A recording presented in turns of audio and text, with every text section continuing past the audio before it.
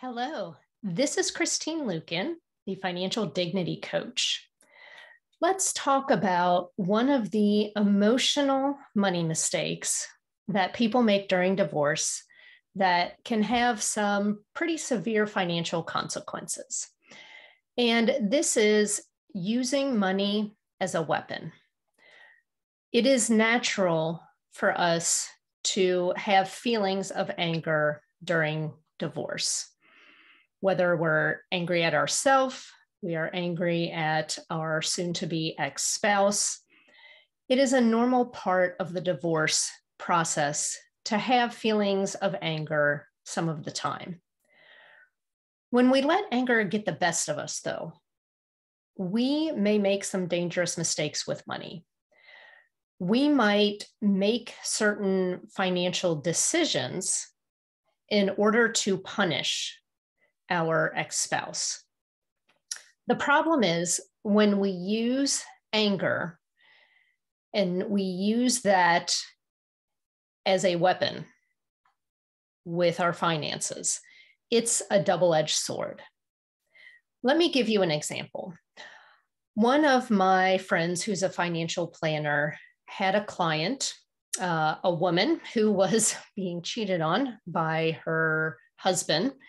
She did not want the divorce. She didn't know that any of this was going on. So he asked her for a divorce. He was cheating on her with one of her best friends. Obviously, this woman had every right to be angry. Her life was being turned completely upside down, and it was not her choice in any of this. What she decided to do, once the assets were divided, she got half of her ex-husband's 401k because she was a stay-at-home mom. And she told her financial planner that she wanted to withdraw $50,000 of this retirement money because she was going to buy a red BMW convertible because she wanted to rub it in her ex's face every time that she dropped the kids off or picked them up, that she had spent his money on this fancy red convertible. This financial planner did all that he could to try and talk her out of it, but she would not be convinced otherwise. And of course, she has the final say with her money, so he had to release those funds to her. The problem is that because she took this money 20 years before she was eligible for retirement, there were a couple of problems. She owed taxes and penalties on that money. In fact, it was about $20,000 was the tax bill because of this withdrawal of this money. So the car didn't cost her just $50,000, it cost her $70,000.